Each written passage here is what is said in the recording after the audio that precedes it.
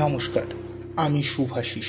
আমাদের একটা গল্প হোক ইউটিউব চ্যানেলে আপনাদের স্বাগত। আজকের গল্প বিভূতিভূষণ বন্দ্যোপাধ্যায়ের কাহিনী অবলম্বনে মণি ডাক্তার। গল্প পাঠে এবং সমগ্র পরিচালনায় আমি শুভাশিস, বিশেষ সহায়তায় দেবযানী, পোস্টার এবং সাউন্ড এফেক্ট শুভ।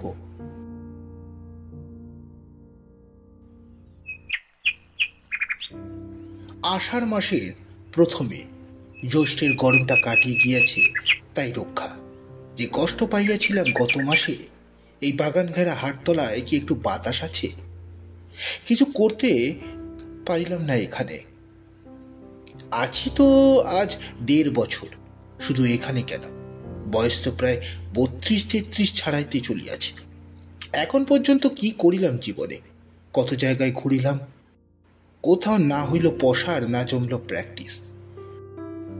বাগাছড়া, কলারোয়া, শিমুলতলি, সত্যাজিৎপুর, বাগানগা, কত গ্রামের নাম বা করব। কোথাও মাস কয়েকের বেশি চলে না। এই পলাশপাড়ায় যখন প্রথম আসি, বেশ চলিয়া ছিল কয়েক মাস। ভাবিয়াছিলাম ভগবান মুখ তুলিয়া চাহিলেন বুঝি, কিন্তু তারপরে কি ঘটিল? আজ কয়েক মাস একটি পয়সারও মুখ দেখিতে পাই না। এখন মনে হয় কুণ্ডবাবুদের আড়তে যখন চাকরি করতাম শ্যামবাজারে, সেই সময়টা আমার খুব ভালো গিয়েছে। আমাদের গ্রামের একজন লোক চাকরিটা জুটাইয়া দিয়াছিল। খাতাপত্র লিখিতাম, হাতের লেখা দেখিয়া বাবুরা খুশি হইয়াছিল। 8-9 মাসের বেশি সেখানে ছিলাম। তার মধ্যে কলকাতায় যাহা কিছু দেখিবার আছে তাহা দেখিয়াছি। চিড়িয়াখানা, মিউজিয়াম, বায়োস্কোপ, থিয়েটার, পরেশনাথের বাগান, কালীঘাটের কালী মন্দির, কত জায়গায়, কি জায়গায় কলকাতা। চাকরিটা যাইবার পরে পরের দাসত্বর ওপর বিতৃষ্ণা হইল। ভাবিলাম ডাক্তারি ব্যবসায় বেশ স্বাধীন ব্যবসা। কুণ্ডুবাবুদের বাড়ি ডাক্তারবাবুকে ধরিয়া তাহার ডিসপেন্সারিতে বসিয়া 1-2 মাস কাজ শিখিলাম। কিছু বাংলা ডাক্তারি বই কিনিয়া পড়া শোনাও করিলাম। তারপর হইতে নিজের দেশ ছাড়িয়া এই সুদূর যশোহর জেলার পল্লীতে পল্লীতে ঘুরিয়া বেড়াইতেছি। এই গ্রামে ব্রাহ্মণের বাস নেই। হিন্দুর মধ্যে কয়েক ঘর গোয়ালা ও কলু আছে, বাকি সব মুসলমান। পলাশপুরে কারো কোঠা বাড়ি নেই, সকলেই নিতান্ত গরিব, সকলেরই খড়ের ঘর। খুব বেশি লোকের বাসও যে এখানে আছে তাও নয়। যদি বলেন এখানে কেন ডাক্তারি করতে আসিয়াছি, তার একটি কারণ নিকটবর্তী গ্রামগুলোর মধ্যে এখানে হাট বসে। এমন কিছু বড় হাট নয়, তবুও বুধবার ও শনিবারে অনেকগুলো গ্রামের লোক জড়ো হয়। হাটতলায় কখানা ঘরের 8 চলা এবং সবাই বুড়ে গাঙ্গুলিদের 6খানি তরফের কাছারির ঘর আছে। কাছারি ঘরখানা দেওয়ালবিহীন খড়ের ঘর। বছরের পর কিস্তির সময় জমিদার তহসিলদার আসিয়া 1-2 মাস থাকিয়া খাজনাপত্র আদায় করিয়া চলিয়া যায়। সুতরাং ঘরখানা ভালো করার দিকে কারো দৃষ্টি নেই। ঘরের অবস্থা অত্যন্ত খারাপ। সারা মেঝেতে ইঁদুরের গর্ত, মটকা দিয়া বর্ষার জল পড়ে। ঝড়ঝাপটা হইলে ঘরের মধ্যে বসিয়া জলে ভিজিতে হয়। 6 আনির বাবুদের এহেন কাছারি ঘরে নায়েবকে বলিয়া কহিয়া আশ্রয় লইয়া আছি। একাই থাকি। এদিকে সব গায়ের মতো এ গায়েও বন জঙ্গল, বাঁশবন, প্রাচীন আমের বাগান খুব বেশি। হাটতলার দিকে ঘিরিয়া নিবিড় বাঁশবন ও আম বাগান। একদিকে সুরির জঙ্গলের গা ধরিয়া 8 পোয়া পথ গেলে বেত্রবতী নদী, স্থানীয় নাম বেতনা। বন জঙ্গলের দরুন দিনের বেলাও হাটতলার যেন খানিকটা অন্ধকার দেখায়। রাত হইলে হাটতলার লোকজন থাকে না। 2-1খানা যা দোকানপত্র আছে, দোকানিরা বন্ধ করিয়া চলিয়া যাইবার পথে হাটতলা একবারে নির্জন হইয়া পড়ে। বনে ঝোপে ঝাড়ে বাঁশবাগানে জোনাকি জলে। কচ্ছিৎ ফুটন্ত ঘেটকোল ফুলের দুর্গন্ধ বাহির হয়। উত্তর দিকে শিমুল গাছটায় পেঁচা ডাকে। আমি একা বসিয়া ভাত রাঁধি। কোনো কোনো দিন ভাত চড়াইয়া দিয়া একতারাটা হাতে লইয়া আপন মনে গান করি। আজ 6-7 মাস একটা পয়সা আয় হয় নাই। হাটে ঢেড়া পিঠা দিয়াছি 4 আনার ভিজিট লইব। ওষুধের দাম দাগ পিছু 1 আনা, তবু রোগীর দেখা নাই। ভাগ্যে মুজিবুর রহমান লোকটা ভালো। নিজের দোকান হইতে আজ 4-5 মাস ধরে চাল ডাল দেয়, কোনোরকম চলিতেছে। গোয়ালপাড়ায় দামু ঘোষের বাড়ি একটা নিউমোনিয়া কেস ছিল গত মাসে। মুজিবর এদিকের মধ্যে মাতব্বর লোক, সবাই তার কথা মানে। তাকে ধরিয়া সুপারিশ করাইয়াছিলাম দামু ঘোষের কাছে, কিন্তু শেষ পর্যন্ত আমার না ডাকিয়া ডাকিল গিয়া বলরামপুরের অবিনাশ শ্যাকরা কবিরাজকে। অবিনাশ কবিরাজের ওপর নাকি অশেষ বিশ্বাস। সুভাষিনীকে লইয়া হইয়াছে মুশকিল। বিবাহ করিয়া পর্যন্ত তাকে বাপের বাড়ি ফেলিয়া রাখিয়াছি। একখানা ভালো কাপড় পর্যন্ত কোনোদিন দিতে পারি নাই। ছেলেটির দুধের দাম 60 টাকা 8 আনা বাকি। শাশুড়ি ঠাকুরন তাগাদা করিয়া চিঠি দেন, কোথায় পাইব 7 টাকা 8 আনা? নিজেই পাই না খেতে, টাকা দিতে পারি নাই বলিয়া শাশুড়ি ঠাকুরন মহা অসন্তুষ্ট। তিনি ভাবেন কত টাকাই বা রোজগার করিতেছি ডাক্তারিতে। কেহ বলিলে হয়তো বিশ্বাস করিবে না, আর 4-5 মাস শুধু ভাত খাই। পাড়াগায় হইলে এখানে জিনিসপত্র উৎপন্ন হয় না বলিয়া অতিরিক্ত আকড়া, পটল 2 আনা সের, আলু 6 পয়সা, মাছ 4 আনা, 6 আনার কম নয়। কেউ দেখিতে পাইবে বলিয়া খুব ভোরে নদীর ধার হইতে শুষ্নি আর কাঁচরা দাম শাক তুলিয়া আনি মাঝে মাঝে। আজকাল আমের সময়, শুধু আম ভাতে আর ভাত। কতদিন শুধু নুন দিয়া ভাত খাইয়াছি। পাশ করা ডাক্তার নই, কিন্তু তাতে কি, বাড়ি বসিয়া বই পড়িয়া কি ডাক্তারি শেখা যায় না?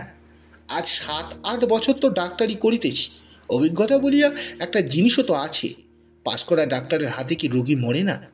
ধোপাখালির ইন্দু ডাক্তার আসিয়া বিধু গোয়ালিনীর মেয়েকে কি বাঁচাইতে পারিয়াছিল? তবে কেন যে দুষ্ট লোকেরা রটাইয়াছে মণি ডাক্তারের ওষুধ খাইলে জ্যান্ত মানুষ মরিয়া ভূত হয়, ইহার কারণ কে বলিবে? আমি গরিব বলিয়া আমার দিকে কেহ এক মুজিবত ছাড়া। ওই লোকটি আজ 3-4 মাস বিনা আপত্তিতে নিজের দোকান হইতে চাল ডাল না দিলে আমাকে উপবাস করিতে হইত। সে আমার জন্য যত করিয়াছে এই অঞ্চলের কেহ তার সিকিও কোনোদিন করে নাই। তার ঋণ কখনো শোধ দিতে পারিব না। এসব অজপাড়াগা, রেল স্টেশন হইতে 10-12 ক্রোশ দূরে। কাছে কোনো বড় বাজার বা গঞ্জ নাই। লোকজন নিতান্তই অশিক্ষিত। রোগ হইলে ডাক্তার ডাকার বদলে জল পড়া, তেল পড়া এইসব দিয়ে কাজ ছাড়ে। ফকির ডাকাইয়া ঝাড়ফুঁক করে বলে অপদেবতার দৃষ্টি হইয়াছে। ডাক্তার ডাকিবার রেওয়াজ নাই। বাড়ি যাই নাই আজ 1.5 বছর। পলাশপুর আসিবার আগে কিছুদিন ছিলাম সত্রাজিৎপুরে, তখন হইতে যাই নাই। বাড়ি মানে শ্বশুর বাড়ি। নিজের বাড়িঘর বলিয়া কিচ্ছু নাই অনেক দিন হইতেই। শ্বশুর বাড়ি যাইতে হইলে 8 ক্রোশ হাঁটিয়া নাভারণ স্টেশনে রেল চাপিতে হইবে। সেখান থেকে মসলন্দপুর স্টেশনে নামিয়া মোটর বাসে যাইতে হবে খোলা পোতা। সেখানে মার্টিন লাইনের ছোট রেলে হাসনাবাদ পর্যন্ত গিয়া ইছামতিতে নৌকায় 6-7 ঘন্টা গেলে তবে শ্বশুর বাড়ি। সবশুদ্ধ 3-4 টাকা খরচ পড়ে। যখনই টাকা হাতে আসে তখনই মানি অর্ডার করিয়া সুভাষিনীর নামে পাঠাইয়া দিয়াছি। 3-4 টাকার মুখ একসঙ্গে কমই দেখিয়াছি আজ 2-4 বছরের মধ্যে। টাকা না পাঠাইলে শাশুড়ি ঠাকুরন আর আমার বিধবা শালীর গঞ্জনার চোটে বেচারিকে অতিষ্ঠ হইয়া উঠতে হয়। তাই এবার যখন আসি খাওয়া দাওয়া সারিয়া নৌকোয় চড়িব, সুভাষিনী কোণের ঘরে ডাকিয়া বলিল, শোনো, এবার আমার এখানে বেশি দিন ফেলে রেখো না। তুমি যেখানেই যাও আমায় নিয়ে যেও শিগগির। সেই সব পাড়াগায় কি আর থাকতে পারবে? এইবার এমন কি শহর? তাছাড়া তুমি যেখানে থাকবে সেখানেই আমার শহর। এখানে দিদির বাক্যের জ্বালায় এক এক সময় মনে হয় গলায় দড়ি দিই, কি গাঙে ডুববে মরি। সবই বুঝি। আমার যদি একটু সংস্থান হয় কোথাও, তবে তোমাকে ঠিক নিয়ে যাব। আমি কি তোমাকে আর কোথাও ফেলে মনের সুখে থাকি ভাবো? তবে আর কি করি বলো? দরজার বাহিরে পা দিয়াছি, শাশুড়ি ঠাকুরন ওত পাতিয়াছিলেন। বলিলেন, তুমি বাবু অমনি নিরুদ্দেশ হয়ে থেকো না যেন। গিয়ে আমার এই অবস্থা, সংসারে কুপস্যি কোথা থেকে কি করি বলো তো? এককারি দুধের দেনা গোয়ালের কাছে, ছেঁড়া কাপড় পরে দিন কাটায়। মা হয়ে চোখের সামনে দেখতে পারি না বলে একজোড়া কাপড় কিনে এনে দিয়েছিলাম, তার দাম এখনো বাকি। তোমার তো বাবু এখান থেকে চলে গেলে আর চুলের টিকি দেখা যায় না। কি যে আমি করি, এমন পুরুষ মানুষ বাপের জন্মে। সেই অবস্থায় আসিয়া আজ 1.5 বৎসর শ্বশুর বাড়ি মুখ হই নাই। অবশ্য এর মধ্যে মাঝে মাঝে হাতে যখন যা আসিয়াছে সুবাসিনীর নামে পাঠাইয়া দিয়াছে, কিন্তু সব শুদ্ধ ধরিলে খরচের তুলনায় তার পরিমাণ খুব বেশি নয়। কিন্তু আমি কি করব, চুরি ডাকাতি তো করতে পারি না। সত্যই সুবাসিনীকে বিবাহ করিয়া পর্যন্ত বেশি দিন তাহার সঙ্গে একত্র থাকিবার সুযোগ আমার হয় নাই। প্রথম প্রথম ভাবিতাম একটা কিছু সুবিধা হইলেই তাহাকে লইয়া গিয়া কাছে রাখিব, কিন্তু বিবাহ করিয়াছি আর ৬-৭ বৎসর, তার মধ্যে এই সুযোগ কখনো হইল না। শ্বশুর বাড়িতেই বা গিয়া কয়দিন থাকা যায়? একে তো মেয়ে এতকাল ধরিয়া রহিয়াছে, তার উপর জামাই গিয়া 2 দিনের বেশি 10 দিন থাকিলেই শ্বশুরি ঠাকুরন স্পষ্ট বিরক্ত হইয়া ওঠেন। বেশ বুঝতে পারি, কাজেই বুদ্ধিমানের মতো আগে সরে পড়ি, নিজের মান নিজের কাছে। একদিন শুনিলাম পানখোলার পাঠশালায় একজন মাস্টারের পোস্ট খালি আছে। মুজিবুর রহমানের দোকানে সকাল বিকেলে বসিয়া 2-1খানা দুঃখ সুখের কথা বলি। সে আমায় পরামর্শ দিল মাস্টারির জন্য চেষ্টা করতে। বাড়ি আসিয়া কথাটা ভাবিলাম। 7-8 বছর ডাক্তারি করিয়া তো দেখা গেল পেটের ভাত জুটানো দায়, তবুও একটা বাধা চাকরি করিলে মাস গেলে যত কমই হোক কিছু তো আসবে। খবর লইয়া জানিলাম মকরন্দপুরের শ্রীনাথ দাস এই পাঠশালার সেক্রেটারি। পরদিনই সকালবেলা রওনা দিলাম মকরন্দপুরে। মকরন্দপুর এখান থেকে 7-8 ক্রোশের কম নয়। সকালে স্নান সারিয়া 2টি চাল গালে দিয়া জল খাইয়া বাহির হইলাম। মকরন্দপুর কোন দিকে আমার ঠিক মতো জানা ছিল না। পলাশপুর ছাড়াইয়া অম্বিকাপুরের কলু বাড়ির কাছে যাইতেই কলুরা বলিয়া দিল ঝিটকে পোতার খেয়া পার হইয়া নখফুলের মধ্যে দিয়া গেলে 1.5 ক্রোশ রাস্তা কম হইতে পারে। সকাল 8টার মধ্যে খেয়া পার হইলাম। একটা ছোট ছেলে আমার সঙ্গে এক নৌকায় পার হইল। মাঠের মধ্যে কিছু দূরে গিয়া একটা বট গাছের তলায় দেখাইয়া বলিল, ওই গাছতলায় চলে যান বাবু, ওই বাদিকে নখফুলের রাস্তা। রোদ বেশ চড়িয়াছে। ছোট একটা খাল হাটিয়া পার হইয়া বড় একটা আমবাগানের ভিতর গিয়া পড়িলাম। এসব অঞ্চলে আমবাগান মানে গভীর জঙ্গল। তার মধ্যে অতি কষ্টে পথ খুঁজিয়া লইয়া বাগানটা পার হইয়া যাইতেই একটা কোঠা বাড়ি দেখা গেল। ক্রমে অনেকগুলো দালান কোঠা পথের ধারে দেখা যাইতে লাগিল। অধিকাংশই পুরাতন। প্রাচীন কার্নিশের দেওয়ালে বট অশোকের চারা গজাইয়াছে। গ্রামখানা ছাড়াইয়া মাঠের মধ্যে একখানা বট গাছের ছাওয়ায় কিছুক্ষণ বসিলাম। পিপাসা পাইয়াছে। ভাবিলাম নখফুলে কাহারো বাড়ির জল চাহিয়া খাইলেই হইত। এদিকে শুধুই মাঠ, নিকটে কোনো গ্রাম তো নজরে পড়ে না। পুনরায় পথ হাঁটিতে লাগিলাম। পথে সবই চাষাতের গা পড়িতে লাগল। ব্রাহ্মণ মানুষ যেখানে সেখানে জল খাইতেও পারি না। সুদূরপুর, চাতরা, নলদি, মামুদপুর, তারপরে পড়িল আর একটা মাঠ। বেলা তখন দুপুর ঘুরিয়া গিয়াছে। কিছু খাইতে পাইলে ভালো হইত। পেট জ্বলিয়া উঠিল। আপাতত জল খাইলেও চলিত। ডিস্ট্রিক্ট বোর্ড কি ছাই, এদিকে কোথাও একটা টিউবওয়েল দেয় নাই এই গ্রামে। মাঠের মধ্যে কোথাও একটু পুকুর নাই। মেটে রাস্তায় হাঁটিয়া যখন নদীর ধারে পৌঁছিলাম তখন সন্ধ্যা হইয়া গিয়াছে। পৌঁছাইয়া দেখি খেয়াঘাট কচুরিপানায় বুঝিয়া গিয়াছে। খেয়ার নৌকাখানি ডুবানো অবস্থায় অপর পারে বাঁধা, কোনো জনপ্রাণী নাই। কি বিপদ! এখন পার হওয়া যায় কি করে? নিকটে একটা চাষার গা, সেখানে খোঁজ করিয়া জানলাম কচুরিপানায় ঘাট বুঝিয়া যাওয়ায় সেখানকার খেয়া আজ মাসখানেক যাবৎ বন্ধ। আরও কোষখানেক উজানে খালিশপুরের খেয়াঘাটে পার করিতেছে। এই অবস্থায় মাঠ ভাঙিয়া 1 ক্রোশ নদীর ধারে খালিশপুর পর্যন্ত যাওয়া তো দেখিতেছি বড় কষ্ট। পুনরায় জিজ্ঞাসা করিলাম ও জানিলাম পোয়াটাক পথ গিয়া একটা বড় শিমুল গাছের নিচে নদী হাঁটিয়া পার হওয়া যায়। অন্ধকারে 8 মাইল হাঁটিয়া নদীর ধারে একটা শিমুল গাছ দেখা গেল বটে, কিন্তু জল সেখানে বিশেষ কম বলিয়া মনে হইল না। জলে তো নামিলাম। জল ক্রমে হাঁটুর ওপর ছাড়াইয়া ক্রমে কোমরে উঠিল। কোমর হইতে বুক, বুক হইতে গলা। জামা কাপড় ভিজিয়া নেতা হইয়া গেল। তখনও জল উঠিতেছে। নাকে আসিয়া যখন ঠেকিল তখন পায়ের বুড়ো আঙুলে ভর দিয়া ডিঙি মারিয়া চলিতেছি। অন্ধকার হইয়া গিয়াছে। ভয় হইল একা এই অন্ধকারে অজানা নদী পার হইতে কুমির না ধরে, বড় কুমির না আসুক।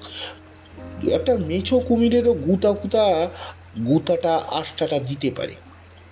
কোনো রকমে ওপারে গিয়ে উঠলাম। কোন দিকে লুকালয় নাই। একটা আলুও জ্বলে না এই অন্ধকারে। একটা জায়গায় মাঠের রাস্তা দুই দিকে গিয়েছে। মকরন্দপুরের রাস্তা কোন দিকে, ডায় না বাই, কে বলিয়া দেবে? জনমানুষের চিহ্ন পর্যন্ত নাই। ভাগ্য আবার এমনি ভাবিয়া কোন পথটি ধরব সেটি ঠিক না ভুল। আটক্রোশ 3 পোয়া পথ হাঁটার পরে এক বাগদি বাড়িতে জিজ্ঞাসা করিয়া জানিলাম আমি 3 পোয়া পথ উল্টো দিকে আসিয়া পড়িয়াছি। যাওয়া উচিত ছিল ডাইনের পথে, আসিয়াছি বায়ের পথে। আবার তখন ফিরিয়া গিয়া সেই পথের মোড়ে আসিলাম, সেখান হইতে ডাইনের পথ ধরলাম। এইবার পথে বিষম জঙ্গল, বড় বড় আম বাগান, বাঁশবন, ভয়ানক আগাছার জঙ্গল। আমি জানতাম এখানে খুব বাঘের ভয়, দিনে মানে গরু ছাগল বাঘে লইয়া যায়। একবার আমি এক রোগীর চিকিৎসা করি, তার কাঁধে বাঘ থাবা মেরেছিল।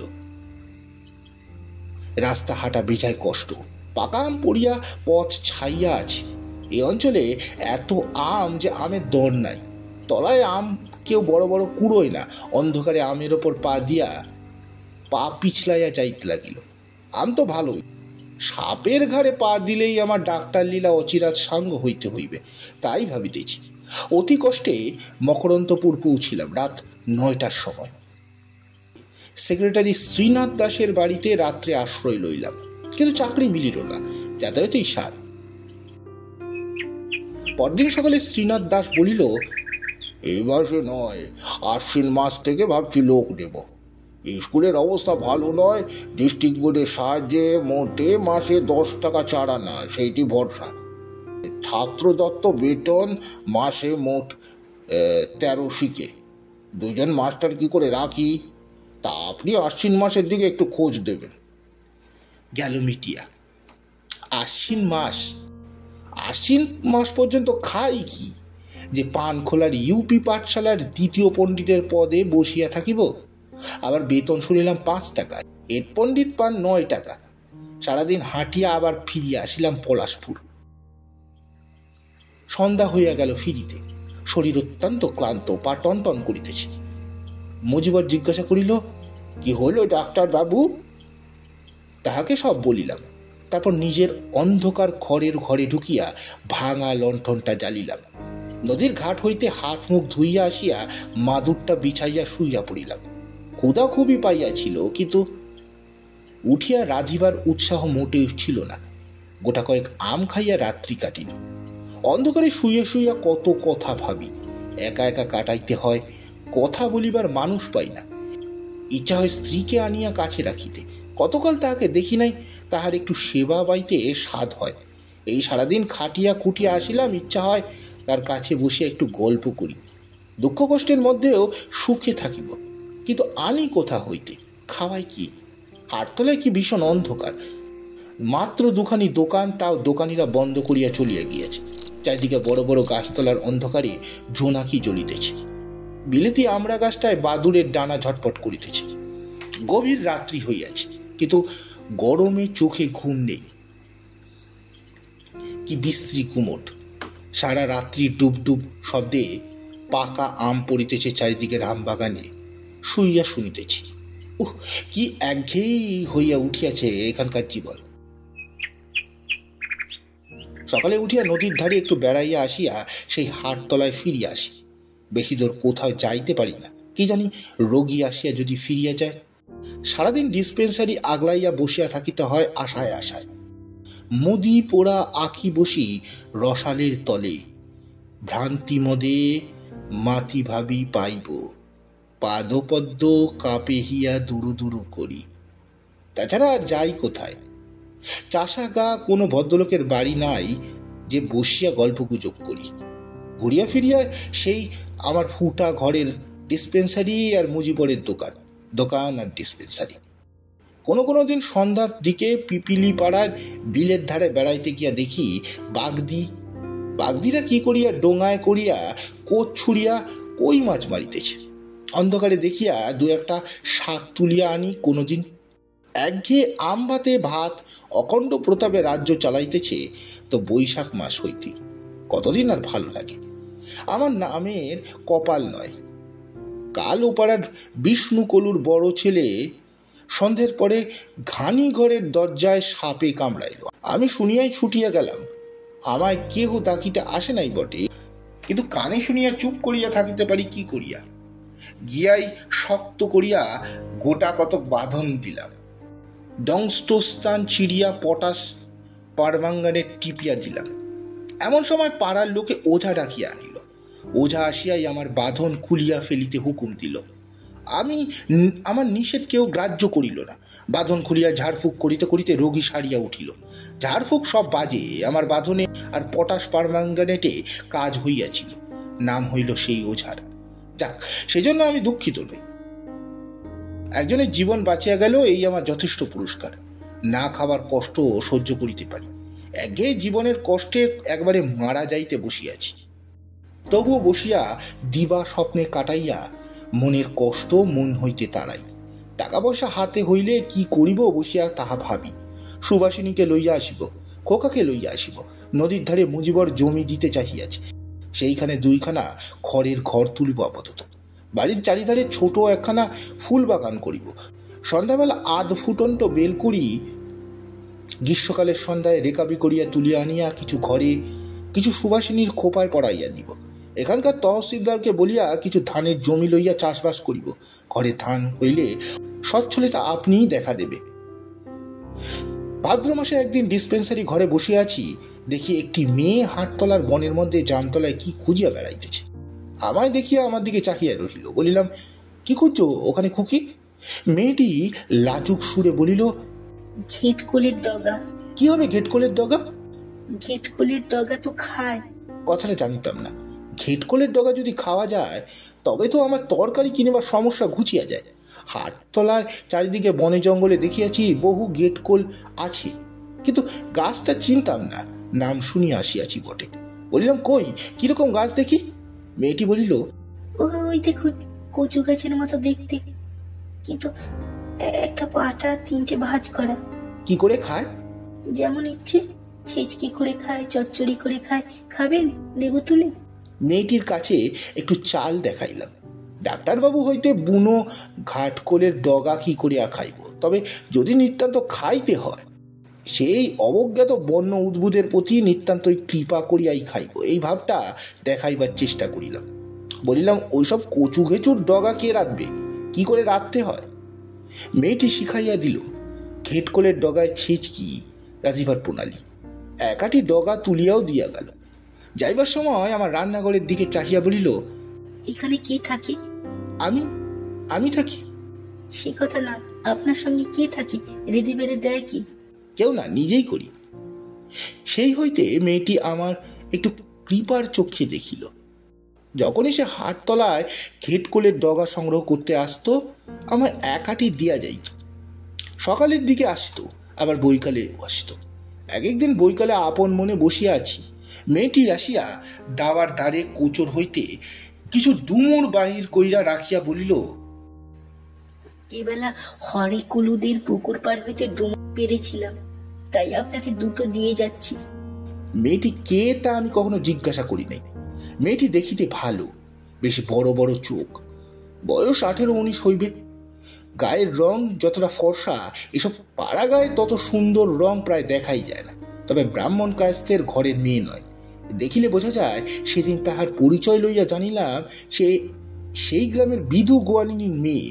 তার ভালো নাম সম্ভবত প্রেমলতা বা ওই রকমই কিছু, সবাই প্রম বলিয়া ডাকে।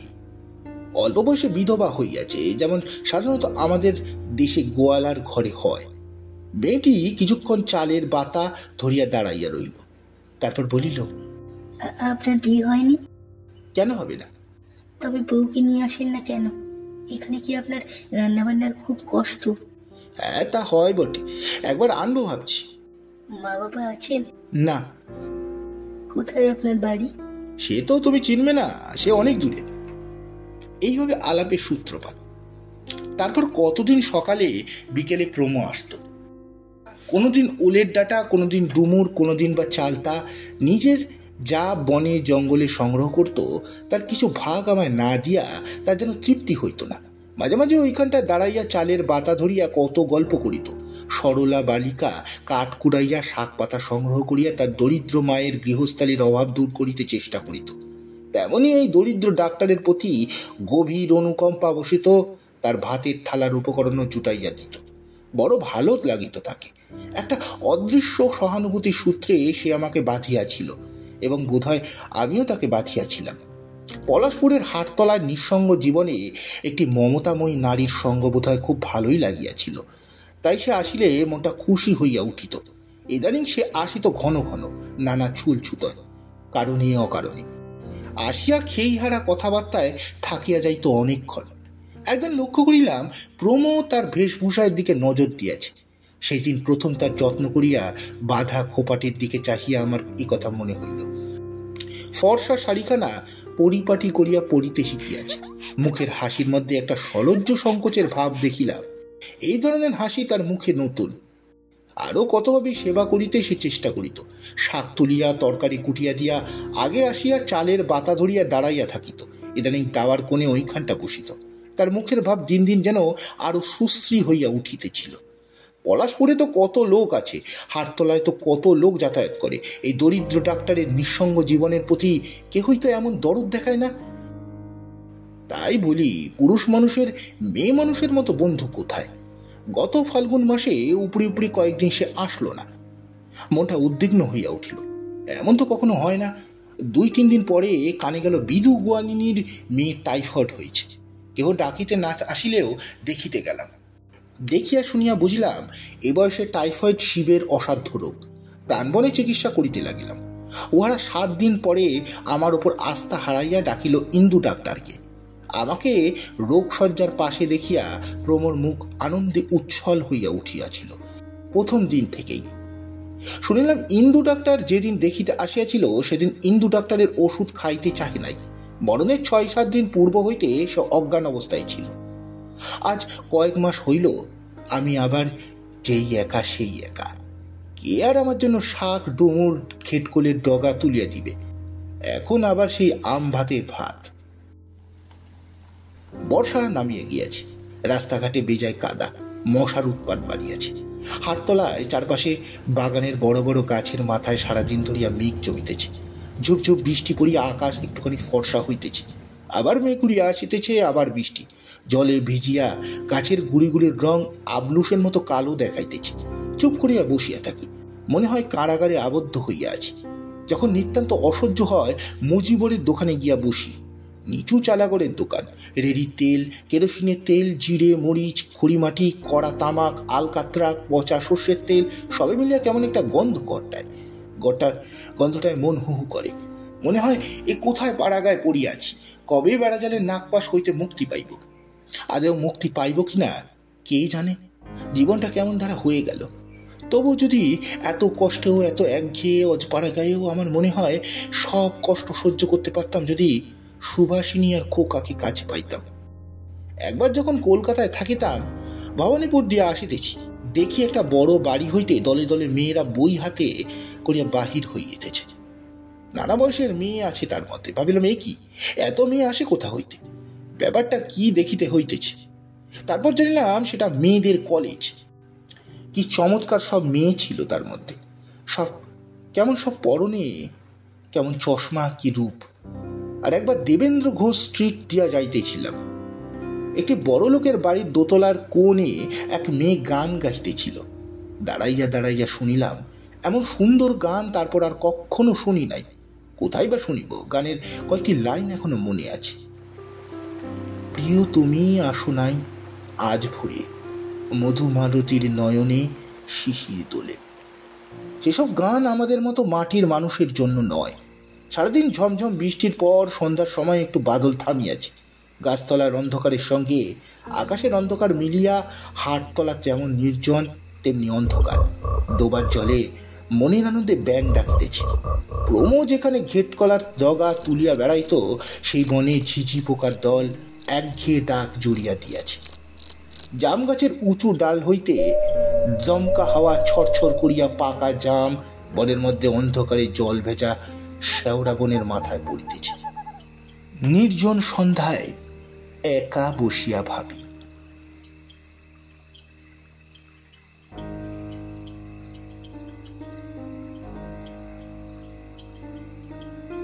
সমাপ্ত। গল্পটি আপনাদের কেমন লাগলো অবশ্যই জানাবেন। গল্পটি ভালো লাগলে লাইক, কমেন্ট, সাবস্ক্রাইব ও শেয়ার করতে ভুলবেন না। নমস্কার।